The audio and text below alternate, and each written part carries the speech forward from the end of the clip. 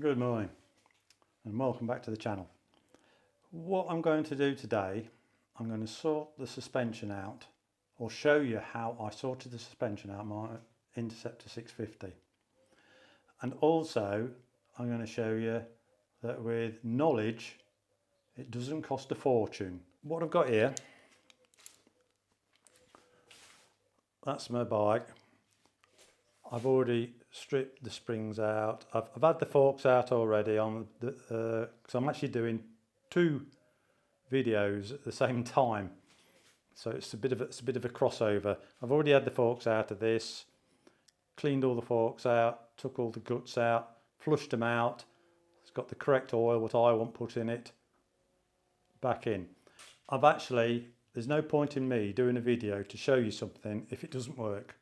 So what I'm going to do now with my springs and everything I've got on here, I've already fitted them in the bike. I've road tested it. Perfect. Now, I could be a miserable sod and keep the secret to myself, couldn't I? But no, I'm going to show you, because there's a few things with YouTube and the suspension and, well, YouTube in general, the people that's on it, that really bums me off, shall we say. And I'm going to show you why. Okay, this here is the springs and spacers that's stock on the Interceptor.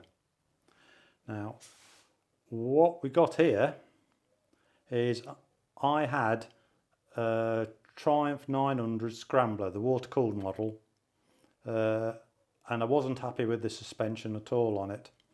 Now, what I did, I bought this kit I've got on the table here is actually from Tech. Now we all know Tech. They sell tuning parts and whatnot for various different bikes. Most of their stuff is excellent and it's at a good price, so you can't complain about it. But the spring kits is not bad at all. And I bought this spring kit here from them to fit in my 900 Street Scrambler. Before I fitted it, I went and changed the complete front forks in the bike for quite an expensive setup, but that's another story. So these here are brand new, not being used. The Triumph Scrambler's got 41mm forks. The Interceptor has got 41mm forks. Now, you would be surprised how close this bike is to the Triumph T100. A lot of the measurements and specs and everything are that close to that T100, you would not believe. And when you ride the bike itself is so close. Obviously it's a bit down on power because that's a 900, this is a 650. But the actual riding of the machine is so close. What I decided to do, I was going to strip my suspension out, which I have, and see what the difference was between this Triumph Street Scrambler setup and this Interceptor road setup. Now, as you can see, well, the first thing was these springs are 10mm longer than these. The diameter's the same, the metal's the same. They're a bit longer than this. Now, the biggest thing you can see, they're both is progressive springs. Look, if you look, got big gaps, big gaps, big gaps, and it's getting smaller, smaller, smaller. That's a progressive spring. This has got a lot bigger gaps, but it's still a progressive spring. If you come down here, right. Now, the progressive part of the spring, the smaller the winds on a spring, the softer the spring is. So your progressive bit there, that'll be the first bit on your travel, say on a smooth road where you see the forks just moving slowly like that, that is actually this bit. And as you see on these, it starts off small, then there's a bit bigger gap, bit bigger gap, bit bigger gap. By the time we got up to here, then the gap's a linear spring all the way to the top. This is similar.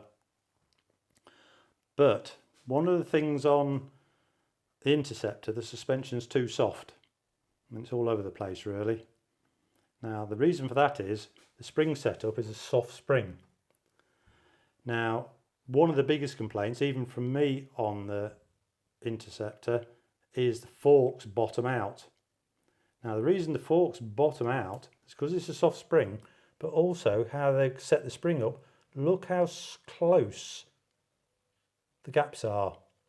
Then look on the Triumph Street Scrambler, there's big gaps. This spring is able to have a lot more movement. I'm not saying you wouldn't bottom this out if you hit something hard enough, but you're going to get at least double the travel look. Before that hits that, to this hits this. So when you go down the road and you hit the bad bumps, this spring compresses till it becomes solid. And unlike a big pothole where it drops in, it's bang. That's because this just squashes down till it can't squash anymore. And this is hitting this, and this is hitting this. This is how it works. You look at this one, that's not going to happen. Or not going to happen so easy. Now, this is a way of getting more travel in the same fork tube. Because on this one, it's the spring that's controlling how much the bike can go up and down. Because once the spring becomes solid, it's just a solid bar. So here, you're going to get more travel, even though you've got the same length fork tube, this piece here. All right. So now, I've measured this up, that this spring is going to be slightly stronger, not much, stronger. But what it's going to have is a lot more travel in it. I'll just set this up so you can see the difference. Right. If we take spring, we would have a washer that sits in there. Then you have your metal tube, fits like that. That is the length of this setup on the Interceptor. Now, as I said, that's level with that.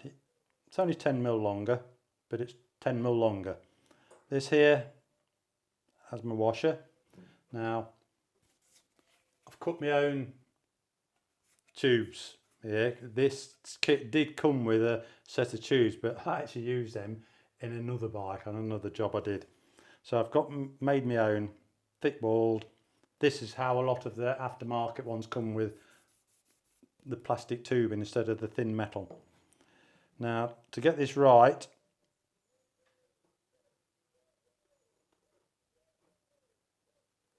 yep, there we go.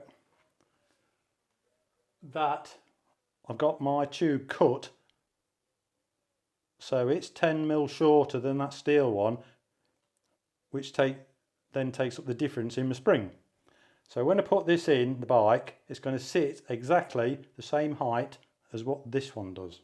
So that's how you're going to do it. You must keep the same length, or else you're going to have two. If this was longer, like for instance, if I use them tubes there, this setup now is 10mm longer than stock. So what is going to happen is it's going to put 10mm preload. To get the caps in, I'm going to automatically start having to squash the spring together to get the thread in. So you're preloading this spring, which is going to make the suspension stiffer, which you don't want. So we cut these. So when we fit our suspension, it's going to be the same length. Okay? Okay.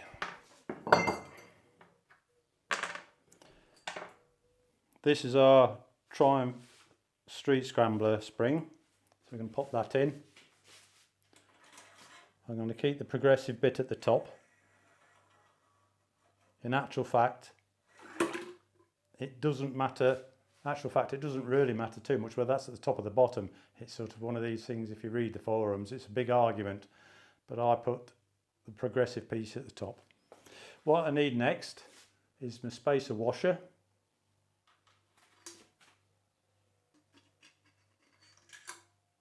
Yeah, make sure it's dropped in there flat.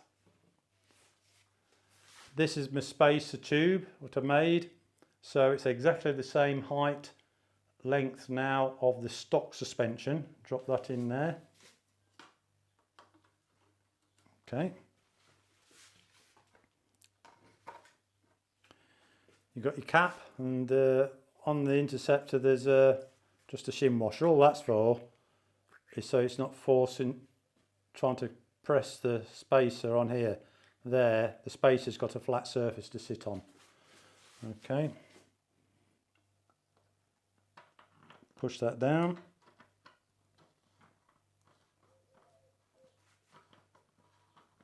I'll just get a spanner on it, my hands are too oiled up.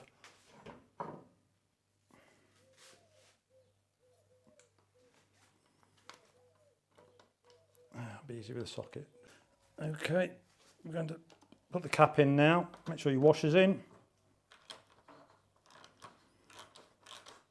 Just a bit of pressure, look how easy it is.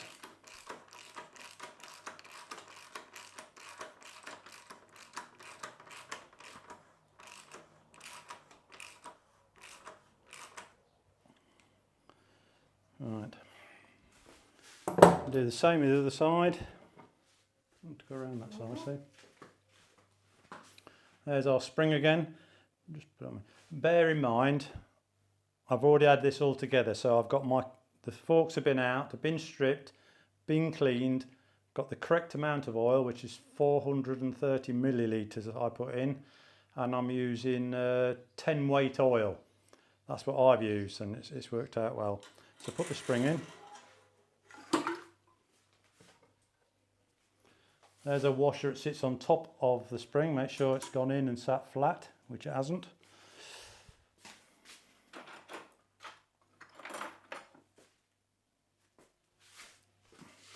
I'll just, there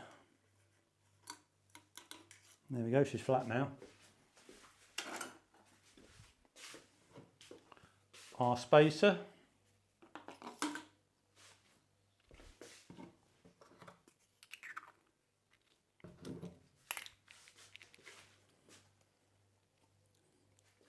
Put the washer on top of the spacer, put the cap in.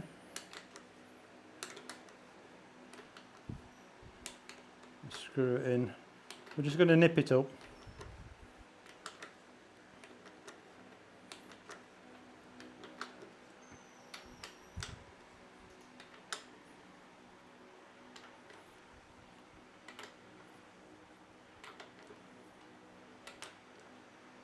That's it. Right, that's back together. Like I say, I've already put this together once. I've tried it, I've road tested it. The difference is night and day. Even when it's a big pothole, it doesn't bottom out. Yet the first part of the spring is acting just like the original. So going down the road where it's good going, the tarmac, smooth, it reacts just like this does. No problem. When the road gets bumpy and wavy, this suspension now has got more room to travel up and down because the gaps in the spring is bigger. Yet the strength in the spring is the same, it's just designed different. What's doing it? And I say if I drop in a big pothole, we've got some big potholes here. Potholes are like this. If I dropped in a pothole like this, well, this has only got 4¼ inches, 110 mil of travel. It soaked it up. It didn't go bang like it was doing with this. Now, this works perfect. I use 10 weight oil. That seems okay for the valve that's in it. Changed my springs, kept the same length, and the road holding's nice and plush. It's not harsh. It's working as it should do. Now, the biggest thing is, I could have gone and got the YSS kit at €250, about 235 English pounds, I believe. You can correct me on that, 'cause I'm not sure. Which wouldn't have worked any better, or probably how they tell you to put it in. Like I've said earlier, it wouldn't have worked at all really. It'd been just crap. Now the biggest difference is the set of Tech springs I've just checked with the spacers is 58 quid. So it's £58 plus your new oil. That's what it's cost you. And that's a world of difference to 250 quid just because some wannabe mechanic on YouTube has done a review for you, and they're well-known people, so you believe what they tell you, and it don't work. because he doesn't really know what he's doing himself. He's only reading a bit of paper like you'll get in the box. So what I will do when I've got this back together, I'm going to give it a test ride and I'll take you with me and we'll see how this works. Okay, so I'll carry on putting this back together and then I'll see you on the road in 15 minutes or so. Okay, I'm going to take it out for a test ride now, see what we think of it.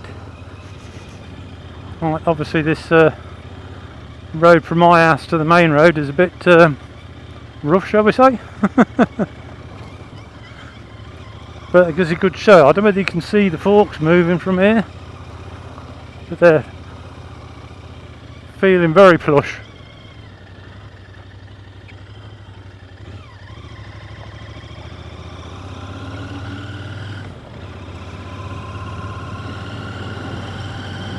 I don't know whether the camera's showing this. Working lovely.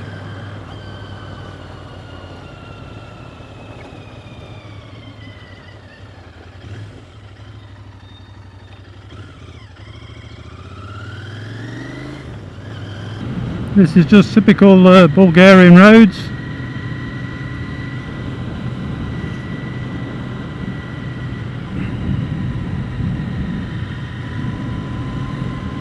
Yeah, if you watch carefully you should see them moving.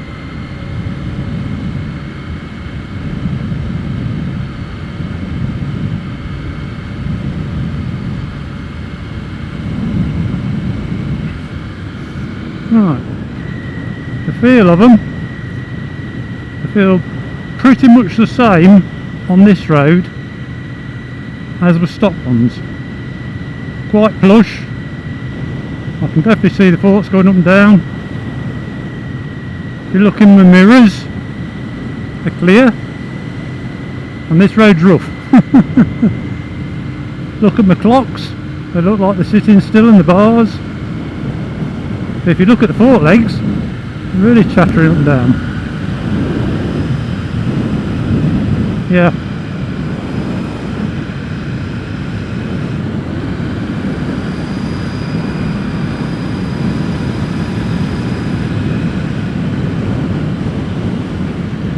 Right, let me find a bit of a pothole, not too big. As you can see, the choice is plenty. Yeah, potholes everywhere. Here we go. Didn't hardly feel it.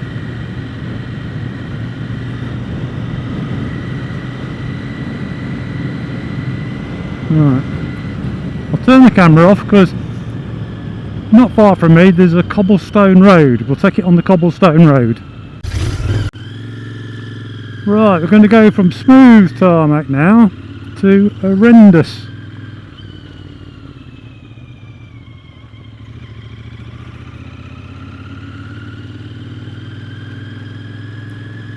Right, as you can see this is a cobblestone road.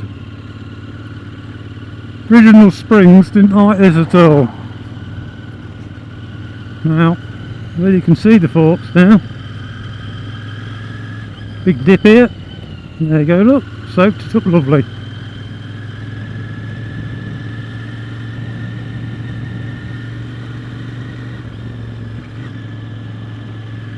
It's no motocross bike, but this is great.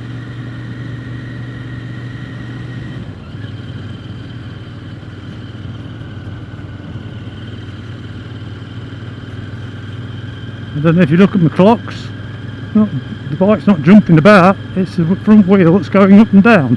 The bike should be trying to sit still and the front wheel should be following the contours of the road, which really on this is asking a lot of it, but it's doing it. Yeah, might have a better view of the forks from there. Look at those. That's as good as it gets, that is. Feels nice. Now we're nearly at the end of this section, we're back onto smooth tarmac. There we go. Absolutely lovely. As I accelerate, you'll see the forks come up, shut off, drop down, accelerate. Great. Now, I know these springs are new and I had them in stock, if you want to call them that, because I didn't fit them to my Triumph Scrambler. I've showed you how to fit them, I showed you why I fitted them and the difference the springs should make. I've showed you on the sag chart the difference. It's just a win-win. You don't need to go and spend £250 on a nice box with a nice sticker to get the same results if you do your homework and work out what you need. I think the £58 from Tech in the UK, they're for the water-cooled Triumph 900 Street Scrambler. I think they actually fit them in the Speed Twin as well, because it's the same forks. That's a fraction of the cost, isn't it? 10 weight oil in this, 430 millilitres, made a beautiful bike, worked out the suspension for next to nothing really, isn't it? Now there's a lot of you people that's going to be not too happy. You spent your 250 quid or 230, whatever it is, and you've not got the results, and your suspension is nowhere near as good as I've got in here. If you think you can't, well, I've told you I'm 85 kilogram. If you was to fit these springs off that Triumph in your bike to exactly I've shown you on the video, you would have the same results as me, which is going to be a lot better than the kit you get from YSS, because you've just ordered a kit that's got a spring. It's not specific for your weight. This is, because it works.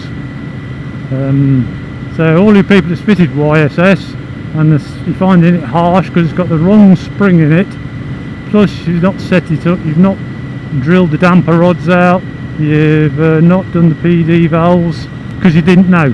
Not your fault, but you're the ones that's lighter in the bank account and a bit fed up because your suspension isn't working like you hoped. I'm happy anyway. So I hope you enjoyed this video. It's a bit long, tedious and boring, but it's not something you can flash over. I'm not interested to keep my videos at 20 minutes just so the subscriber doesn't get bored. I tried that a few weeks ago by doing a short video. People didn't like it. This is a long video, you've got to sit and watch it front to back, but the value is excellent for you. Surely at the end of the day, I don't know how long this video is going to be because we haven't to edit it yet, but it's going to save you best part of 200 quid. Got to be a win-win, isn't it? And if you follow my video, you can do the job yourself. Not that difficult. But just think in the future when you watch something, that a lot of the big YouTubers aren't interested in, well, the only thing they're interested in, A, they're popular. If they're popular, they get lots of viewers. If they get lots of viewers, they make decent money from YouTube. And if they're popular, the suppliers of suspension parts, anything to do with bikes, jackets, helmets, coats, like look at Mr. Freddie Dobbs, very popular guy, excellent to what he does, and the trade love him. They lend him decent bikes and all sorts of things. Everything he does is a positive review. It's exactly what they want to hear. For the people doing the mechanical ones, Freddie doesn't do any mechanical ones because he's, you know, he does his best to keep his own bike on the road, I think.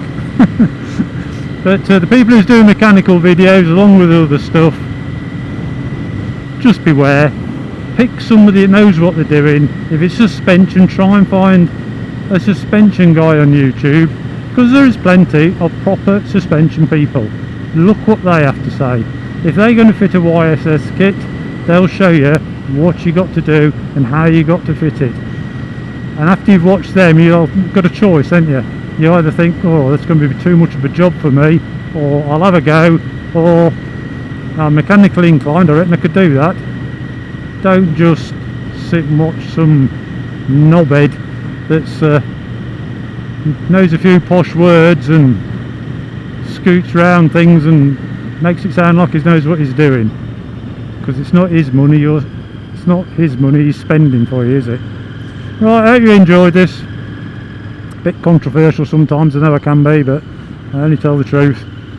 If you enjoyed it, please subscribe, because it does help me with the channel. I don't aim to make a fortune out of this, well, I certainly don't. YouTube doesn't even cover the fuel I put in my petrol tank, so I'm not doing it for money, am I? But I'd like to keep the channel going. If I don't get any interest in the channel, then I'll just stop doing it. There's no point. I've got plenty of other things to do. So please subscribe, big thumbs up, any comments leave them below. As per usual, I think there's going to be a lot. But we always read them, we always answer them, and I'll see you in the next video, which I'm not too sure what it is, but cheers.